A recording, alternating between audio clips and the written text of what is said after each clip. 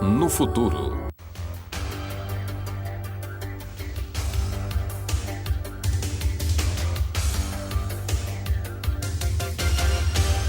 Voltando com o segundo bloco do nosso programa, está em pauta, no dia de hoje, o direito de greve no serviço público, aplicado, garantido, tanto aos servidores públicos estaduais, municipais e federais. Estamos aqui com o senhor Jardel Pires, estudante de Direito, e servidor público estadual, que está na função de oficial de justiça, que está relatando e comentando aqui o tão importante, tão interessante direito de greve no serviço público.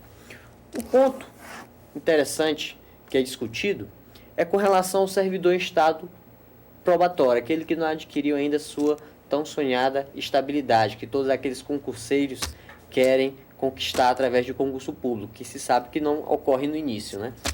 Esse servidor estágio probatório, ele pode exercer o direito de greve, pode participar da greve?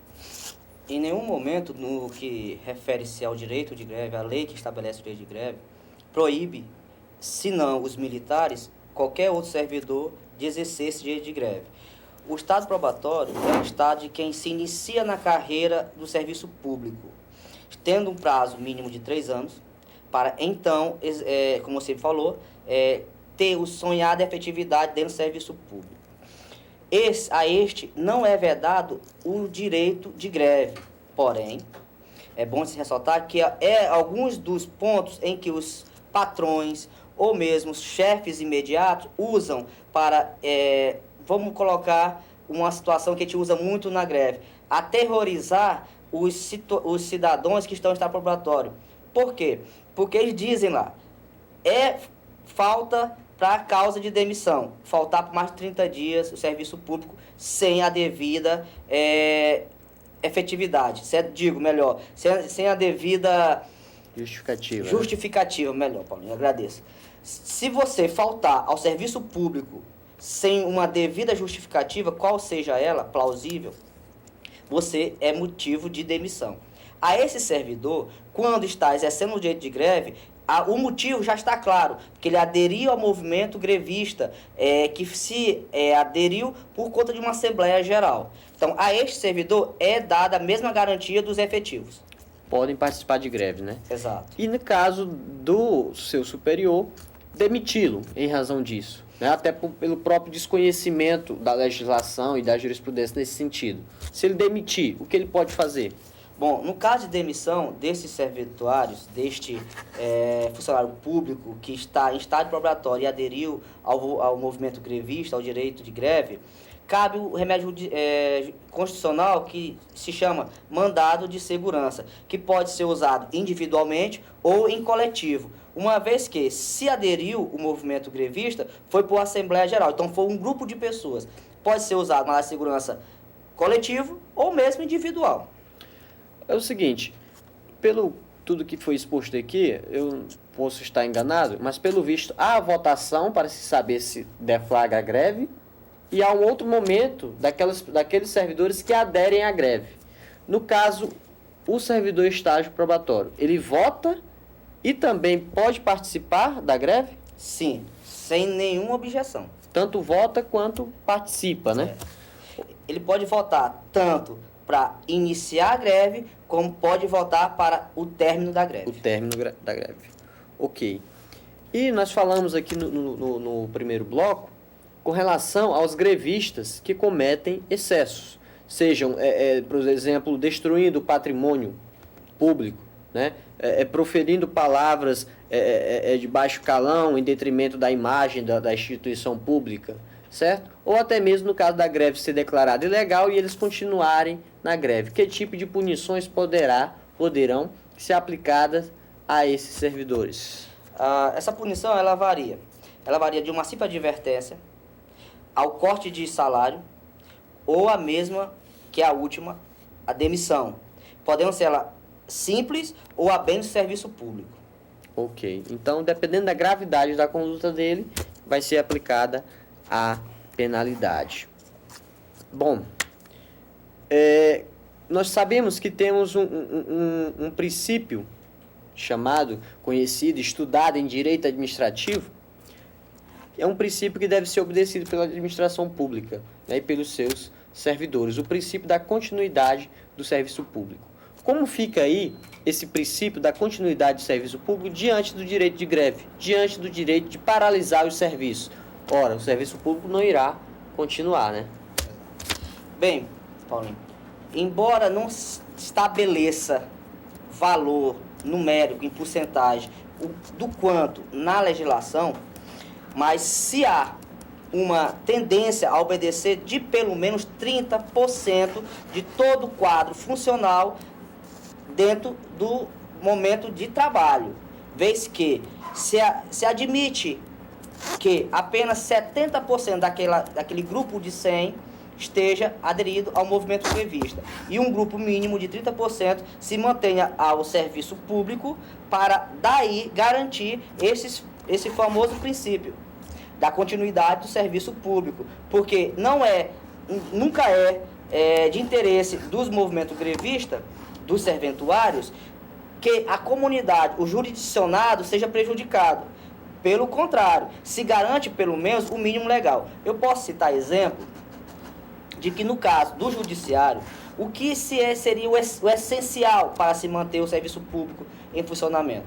Nós, quando no movimento grevista, em agosto último passado, o que ocorreu foi que os mandados de prisão, busca e apreensão e todas as liminares, alvarás de soltura e aqueles como que cuidava da liberdade e da saúde e a vida, que são as internações e UTI, foram mantidos pelo menos um mínimo de 4 oficiais de justiça para dar continuidade a esse serviço, pois aquele doente que necessita de uma UTI e não o tem na rede pública e recorre ao judiciário para que o poder público obrigue a rede privada a internar essa criança ou esse adulto devido à sua enfermidade, o serviço foi garantido, como também os alvarás de soltura, como também os mandados de prisão, tanto por crime, tanto por alimentos.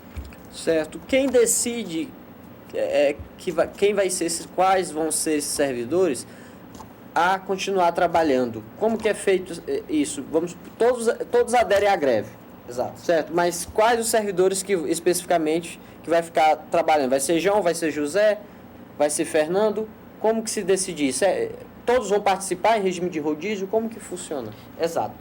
Se houver uma decisão de 100% dos servidores, será usado o sentido de rodízio. Hoje um grupo, amanhã um outro, e assim sucessivamente. Mas, porém, há de se dizer, Paulinho, que às vezes, dentro daquele grupo de 100%, alguns decidem não aderir ao movimento grevista. Então, já se usa este grupo para fazer pelo menos o mínimo necessário. Porém, se ele for insuficiente, novamente se volta ao sistema rodízio, para completar aquela porcentagem. Acho que não se deve esquecer de mencionar os servidores que exercem cargo de confiança. Eles podem participar de movimentos grevistas? Em caso de não poderem e participando, há alguma punição? Bom, como tu mesmo disseras, esses cargos de confiança, que são preenchidos por cargo de confiança, eles têm esse direito.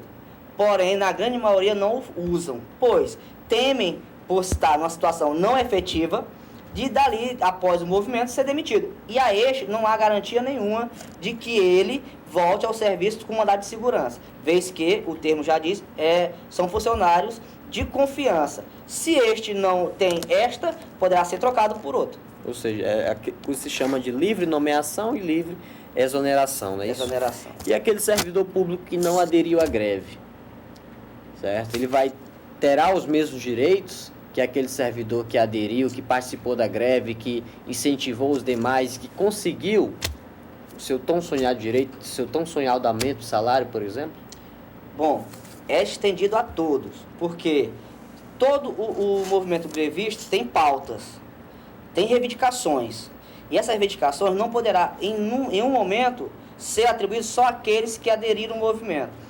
Esses direitos serão sempre estendidos a todos. Porém, é uma opinião minha, específica, eu quero deixar brincar, é minha, que eu acho, por covardia de quem não exerce o movimento, até por egoísmo, pois ele sabe, não vou aderir ao movimento, porque se eles ganhar alguma coisa, vai ser estendido a mim. Mas eu acho que é uma visão egoísta, única e individual, porém não se pensa no todo. Eu acredito, pessoal, quero deixar bem claro, que se estes se unissem aos demais, a força seria bem maior e o tempo de duração da greve seria bem menor. Com certeza. E no caso superior, se sentiria mais pressionado, né, a ceder, lógico, a condições, a direitos legítimos, né, considerados legítimos. De qualquer forma, essa paralisação, ainda que deixe o mínimo de pessoas trabalhando, algum prejuízo para a sociedade, seja na demora da prestação daquele serviço, vai ocorrer. Considerando, eu acredito que você já deva ter um certo tempo no serviço público, considerando esse tempo que o senhor tem no serviço público, os exemplos de greves, certo? Que já ocorreram, as inúmeras greves que já ocorreram, os direitos que já foram conseguidos, e considerando os prejuízos, que há prejuízos para a sociedade, certo?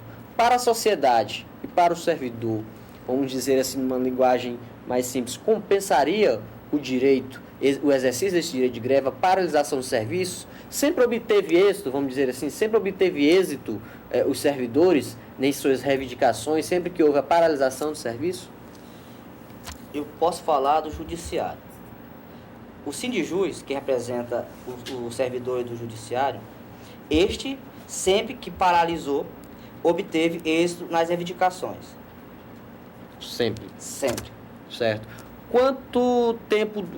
A última greve durou quanto tempo? A última greve durou 27 dias. Certo. Qual a greve que você tem conhecimento que tardou mais, que demorou mais a terminar? Dentro do judiciário brasileiro, o do Rio de Janeiro com 67 dias. 67 dias, muito tempo. Muito tempo. Mesmo poder judiciário, né? Mesmo poder judiciário. Bom, nosso tempo é curto, ainda teria vários assuntos aqui em pauta para tratar, mas agradeço pela paciência de todos e agradeço a presença do estudante Jardel e servidor público.